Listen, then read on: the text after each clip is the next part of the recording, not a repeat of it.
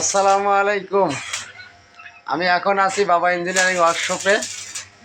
আমি দুপুরে একটা লাইভ করছিলাম যে 7 টাকা পিস হপারের সেই কাটা বানানো হচ্ছে এবং 7 টাকা পিসে হপারে কাটা লাগানো হয় এই বাবা ইঞ্জিনিয়ারিং ওয়ার্কশপ থেকে। এখন দেখাবো যে কীভাবে কাটা লাগানো হয় হপারে, ডাইরেক্ট হপারে। এই যেখানে দেখতে পাচ্ছেন হপারে কিন্তু উনি কাটা লাগাচ্ছে। এই দেখেন, এই দেখেন এখানে লাগানো অলরেডি যে কাজ চলছে, এই যে লাগানো হয়েছে এইগুলা, এই যে দেখতে পাচ্ছেন।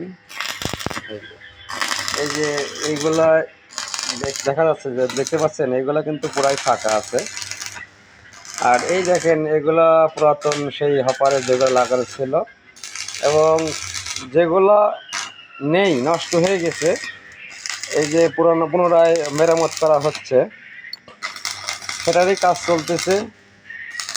এই দেখতে পাচ্ছেন এই যে এগুলো, এই দেখেন লাগানো হয়েছে, এগুলো নতুন। এই যে প্রতিটা কাটাই এভাবে লাগানো হয় এবং পুরোপুরি অনেক এই হপারের অনেক কাটাই নেই, নষ্ট হয়ে গেছে, যেগুলো ফেলে দিয়ে নতুন করে আবার কাটা লাগানো হচ্ছে।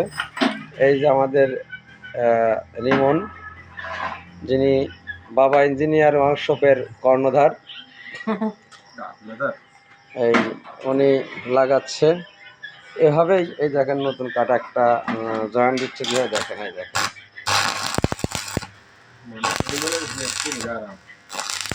এভাবেই হপার মেশিনের নতুন কাটা জয়েন্ট দেওয়া হয়।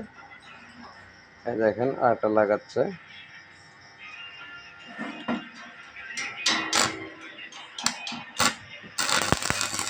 আপনাদের যাদের মনে করেন পুরাতন হপার আছে, কাটা নষ্ট হয়ে গেছে, আপনারা চাইলেই এই বাবা ইঞ্জিনিয়ারিং ওয়ার্কশপে এসে নতুন মানে মেরামত করতে পারেন এবং পুরাতন হপারকেও মনে হবে যে নতুন হপার কিনে আনলেন, এমনটাই দেখা যাবে।